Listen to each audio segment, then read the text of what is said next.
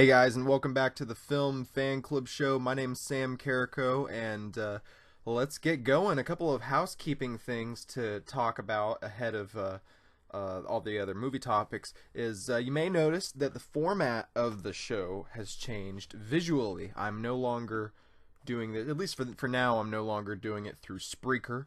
My experience with Spreaker was fine, of course. It was nothing, deal breaker other than the fact that I just don't want to pay to have to do a podcast, so I'm trying to do it a little bit differently, more so on my own. Special thanks to Hannah Aubert, who created not only my lot of the helping me create the logos for the Film Fan Club Show and all that, but she specifically created this graphic that you see here and the graphics that I'll be using for the show going forward. I appreciate that. That's awesome. So let's get on with the show. Let's talk about the weekend box office for a second, okay? The weekend of July 8th through the 10th, 2016. It was an interesting weekend at the box office. I did not personally go out and see any movies, but some things came out that were stuff that I really want to see. I mean, wanted to see and want to see still, kind of. First, coming in at number 1 was The Secret Life of Pets. It made over $100 million this weekend on its first week, and I think that's that might be a record breaker for for an animated film, including Pixar related films. So I think this actually might have broke the weekend box office record for opening weekend for an animated film. So that'd be pretty cool if it did. The budget was $75 million, it looks like, so it's already on its way to the production budget, not including marketing and all that, but it looks like it's on its way to do very well for itself. Coming in at number 2 is The Legend of Tarzan. It's holding on to the number 2 spot from last weekend. It brought in another $21 million, and its total gross is now $81 million, still $100 million shy of its production budget, which was about $180 million, so it's I'll be interested to see how it's gonna make its money back. If it makes its money back, we'll see. Going from the number 1 spot to the number 3 spot is Finding Dory, but it's done very well for itself already, making over $420 million. I think I heard that it has made the most money domestically for an animated film over its, not just opening weekend, but like over its domestic run total, and it's not done yet. So that'll be interesting. Coming in at number 4 was a movie that I did want to see, was Mike and Dave Need Wedding Dates, which has Zac Efron and Adam Devine in it, as well as Aubrey Plaza and Anna Kendrick. And I thought the trailer looked kind of funny, but a little ridiculous. But I was worried that it might be too ridiculous, and I hear that's the problem with it. The film is indeed too ridiculous, and none of these. Well, I did a review of Legend of Tarzan, and I did a review of what is coming in at number 5 is The Purge Election Year. It brought in an additional $12 million. I think this is its second week in at the theaters, in the box office, released, and it's brought in about $60 million total, just about $58 million dollars total, and it's made on a $10 million budget, and even if they do $20 million for marketing, and then they're doing just fine. The Purge Election Year is doing just fine. That's what's great about Blumhouse, is they're able to make these movies for such a small budget. I said in my review that's probably about $50 million is what they made it for. No, they made this thing for $10 million, so that's just crazy. I can't believe they did that. So Mike and Dave Need Wedding Dates made $16 million on its opening weekend, and like I said, The Purge made $12 million in its second weekend, bringing its domestic total to $58 million now. So rounding out the top 5 is Secret Life of Pets at number 1, Legend of Tarzan at number 2, Finding Dory at number 3, Mike and Dave Need Wedding Dates at number 4, and The Purge Election Year comes in at number 5.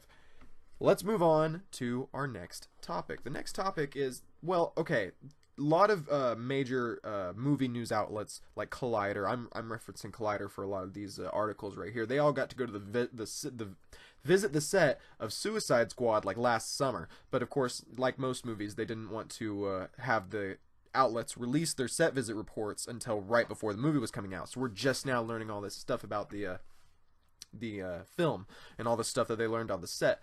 But I'm not going to go into all of it because that would just be a lot, and it is some very interesting stuff. Not quite as interesting as the Justice League set visit report that we got not too long ago, because they did the set visit, and then the next week they released the report. Because I think DC is really in the business of trying to make everybody get back on board with their upcoming universe after the kind of disappointment of Batman vs Superman. You guys know how I feel about Batman vs Superman. It has some good stuff in it, but it also had some stuff that I didn't think they did well. But Batman, as you know, is going to be in Suicide Squad, so let's just talk about what David Ayer, I believe, said about Batman in the movie. He said, quote, "All the Batman movies have been from Batman's point of view. He's the good guy. He's the hero of his own movie. And in all the movies we've seen, if you look at what Bruce Wayne has done in creating the Batman persona, his idea was to terrorize criminals. It's sort of a psychological warfare against criminals. For this wrath comes in the night and attacks and pulls criminals from society. For the first time, we're seeing Batman from the point of view of the criminals, and he's freaking scary. And I don't know about you guys, but this gets me excited for how we're going to be seeing Batman, because he's not wrong. He is not wrong. Even in the Dark Knight movies, and going back to the just sticking with the movies, going back to the Batman 1989 film, that very first scene we see him in, where he said, "I want you to tell all your friends about me, and who are you? I'm Batman," and that scene where he's terrorizing that guy and just trying to get the message out, and so that way other criminals kind of spread the legend kind of around, like he's a modern day urban legend, and that's what is really cool. We're going to see that explored more well, not really explored, but we're going to just see it portrayed from that angle in the film, because the focus is going to be on the main characters will be the villains, Harley Quinn, Deadshot, Katana, Killer Croc, all that. And I'm looking forward to that, because that's what we need, I think, to differentiate the DC universe from the Marvel universe right off the bat. And but that's not all. There's more stuff coming down the line, and David Ayer kind of went on to say, we'll get to the stuff that's down the line in the next story, but David Ayer went on to say that the set visit report, the set pictures of Batman on the set that we all might have seen. Maybe you didn't see him, but I saw him, and it was like, oh no, we basically seen Batman in the movie now, the car chase. He says, no. We've had some material exposed by virtue of being out in the streets and working out on the streets, but it's a silver. It's a fragment, and it's all out of context. For me, it's just a lot of fun to see how people try and assemble these pieces in their minds and because they're much larger piece of the film than they're actually saying. But it takes days and days to shoot a scene, so how does it all fit together? That's the big surprise. So really, he's got a point too. What he's saying there is, we saw a lot of days where they were out on the set recording this scene where Batman's chased on top of the car that the Joker's driving, and yeah, that could be less than 3 minutes of the movie. That could be less than a minute of the movie if they do it right, because editing can just shave it down to exactly what they need for the film. So really, yeah, I mean, and we've seen stuff, we've had stuff revealed in the trailers of shots of Batman that we didn't know were going to be in the film. Different scenes. We've seen, the scene where the Joker has his hair all messed up, he looks burned, and he's wearing a tuxedo, and he's holding a gun, and he's walking away saying bye-bye. I speculate that he's talking to Batman in that scene, so I feel like we're going to get some more of that. I just don't think, Batman has not been spoiled in Suicide Squad, and I can't wait to see what else they have. Speaking of Suicide Squad, and speaking of what's down the line, the next two movies, of course, is Suicide Squad in a month, and then also Wonder Woman in early 2017, very early 2017. I want to say March, but I don't know if that's right. But they are both going to be coming to Comic-Con for 2016, which is happening later this month, as well as Fantastic Beasts and Where to Find Them, but I'm not as into the Harry Potter universe. But if you're into the Harry Potter universe, you can expect a lot of news coming out of Comic-Con pretty soon. What's really cool, though, is that for Wonder Woman, they're going to have Gal Gadot, Connie Nielsen, who's playing the Queen of wherever, as well as Patty Jenkins, the director. I'm most excited to see Patty Jenkins and Gal Gadot. Patty Jenkins to talk about her working with Gal Gadot as well, and the story for this film, what her vision for Wonder Woman was, because I really don't know exactly what to this. I mean, it's going to be an origin story set in World War I, and it's going to be a prequel to Batman vs Superman, obviously. But what is the story? What is, I want to see. We did have the plot synopsis, I feel like, released, so I think it's about her, getting drawn out of her. She gets raised up in this island with the other Amazonians, and then gets drawn out into World War One. So that'll be cool, and maybe, I don't know, some other character reveals. I don't know. It'll just be cool to talk a little bit more about this Wonder Woman film that I feel like we know very little about. After that, or in addition to that, really, I don't know if it's gonna be before or after. They're gonna have most of Task Force X, including Will Smith, Jared Leto, Margot Robbie, Joel Kinnaman, Viola Davis, Jai Courtney, Scott Eastwood, Cara Delevingne. Everyone plays the girl who plays Katana, the guy who plays Slipknot, the guy who plays Killer Croc. They're all going to be there, as well as David Ayer, and they're going to talk more about Suicide Squad. This is going to be all awesome to see for other DC fans. I think DC really could win Comic-Con this year. I think.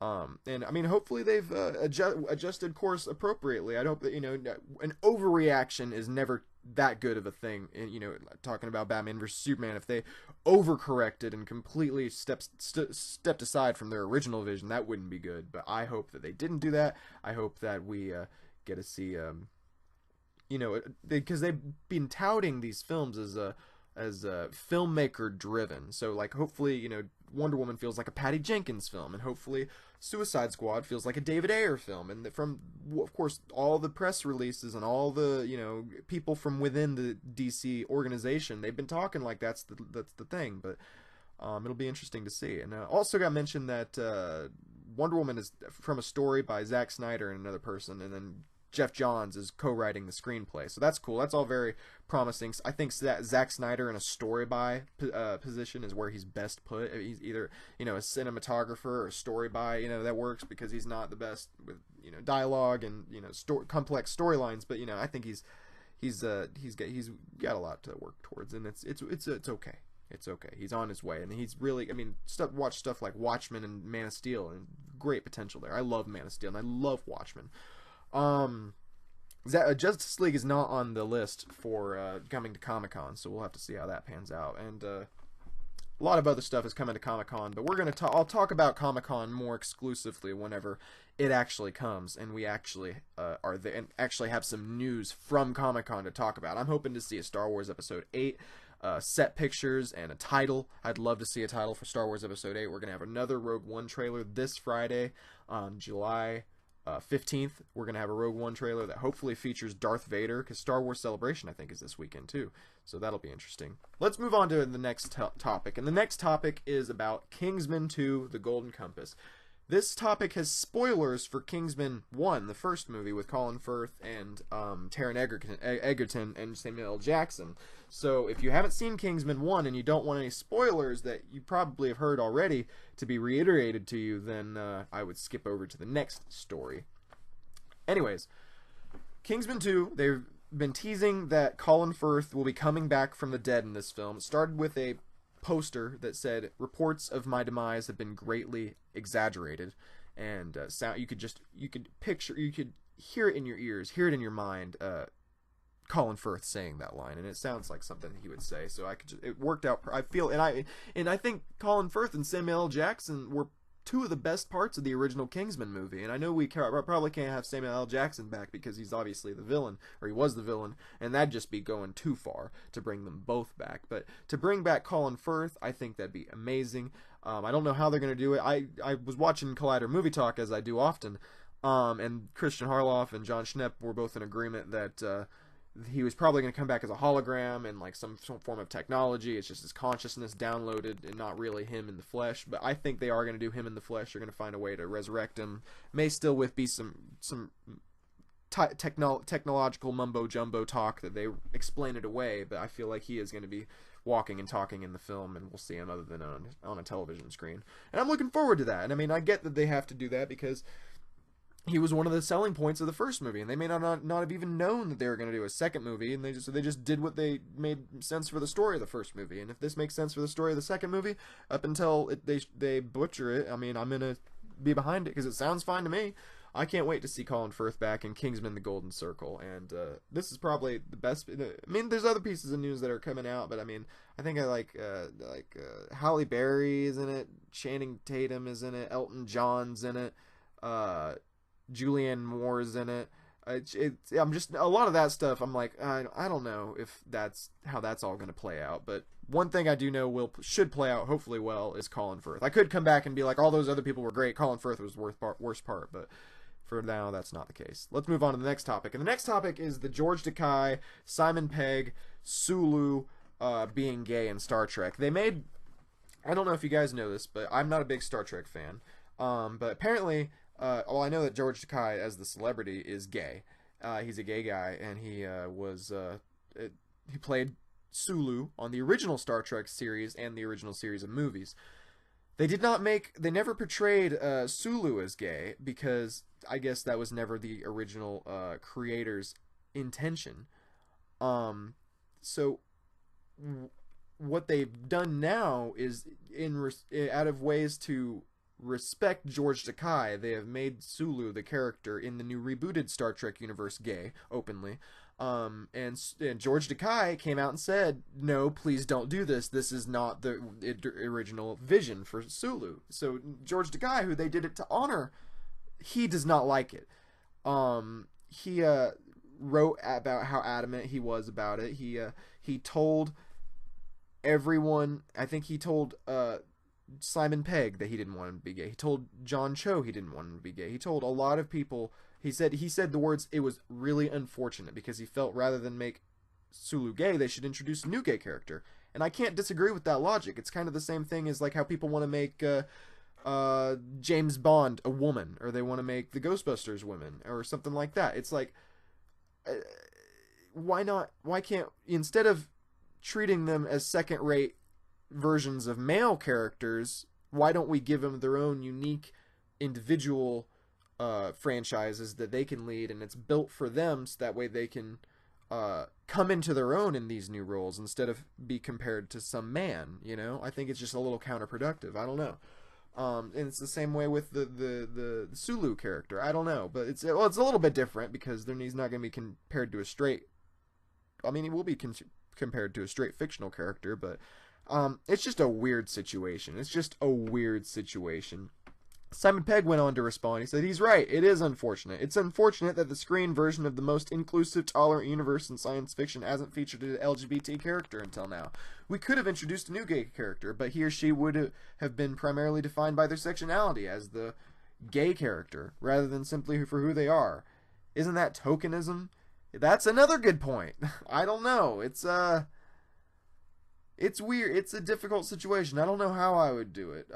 You love the idea of someone we already knew being a pre-existing opinion of the character, so that way it'd be unaffected by any prejudice. The sexual orientation is just one of his many aspects, not the most defining characteristic. But I disagree. I think you are making that the most defining characteristic of Sulu now in the movie, because now everyone's going to be looking at him through that filter.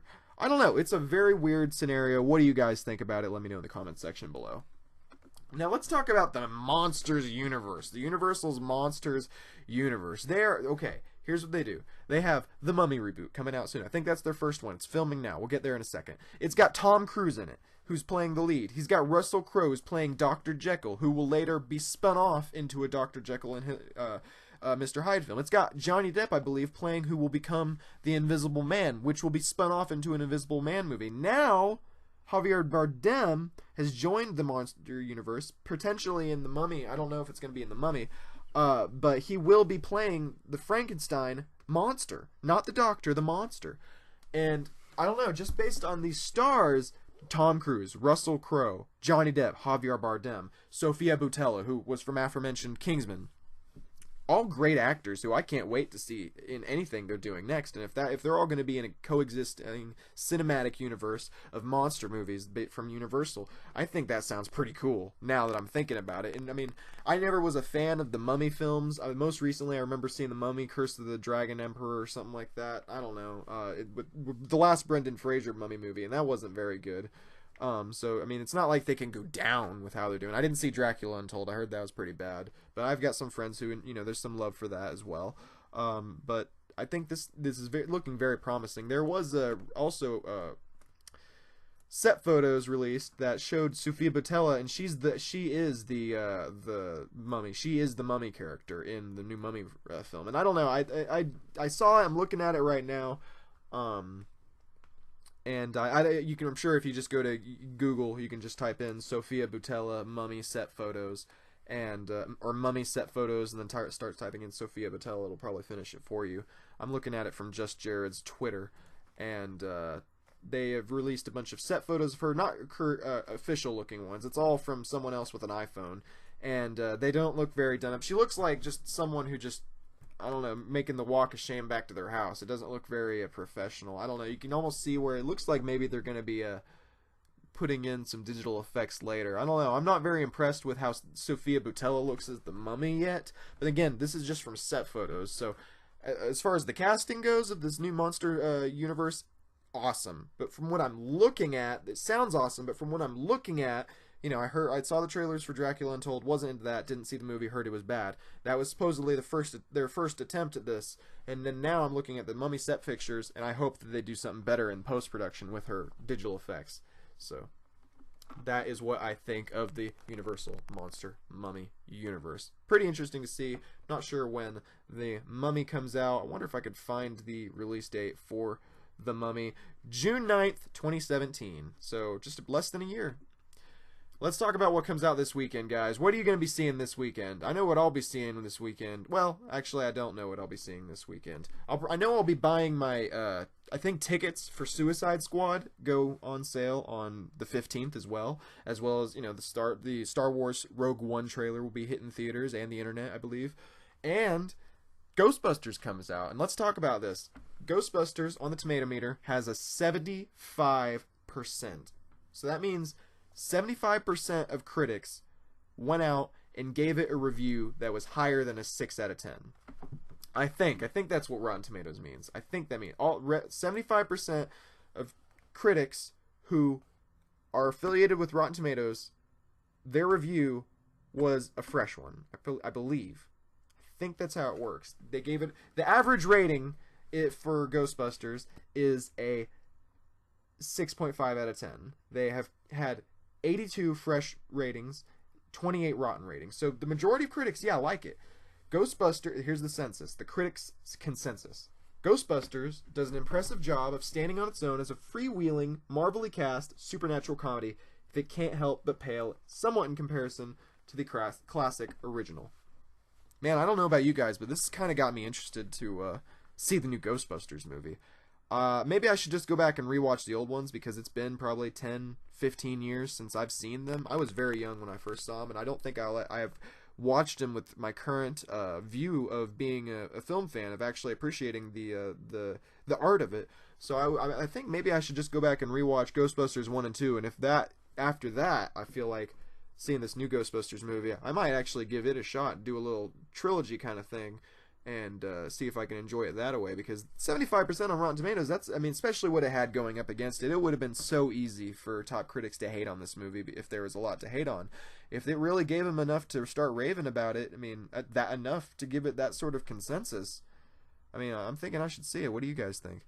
Are you going to be seeing Ghostbusters this weekend at your local theater? Let me know in the comments section below. And that'll do it for me, guys, for this Film Fan Club channel. Podcast, this Film Fan Club Show podcast. My name's Sam Carrico. Where can you find me? Well, first, do a couple things for me, if you could. Subscribe to this YouTube channel if you haven't already. It really helps me out. We're trying to get over 100 subscribers on YouTube, so that way we can have actually the domain name youtube.com/thefilmfanclub. I think that'll really help us out a lot, and I really hope I'd like to. It makes it just so much easier to market to other people, doesn't it? You know, just to have hey, where can I find you? youtube.com/thefilmfanclub. We don't have that yet, so if you help us subscribe, if you subscribe to us, it may help us achieve that. And you can follow me on the various social media sites at Samuel D. Carrico. I have my Twitter, my Instagram, my Vimeo, all that and stuff. And like our Facebook page for the Film Fan Club as well. You can find us right there at facebook.com/thefilmfanclub. See how easy that is? You know exactly where it is. That'll do it for me, guys. Thanks a lot for checking out this podcast, and I'll see you next week. Bye-bye.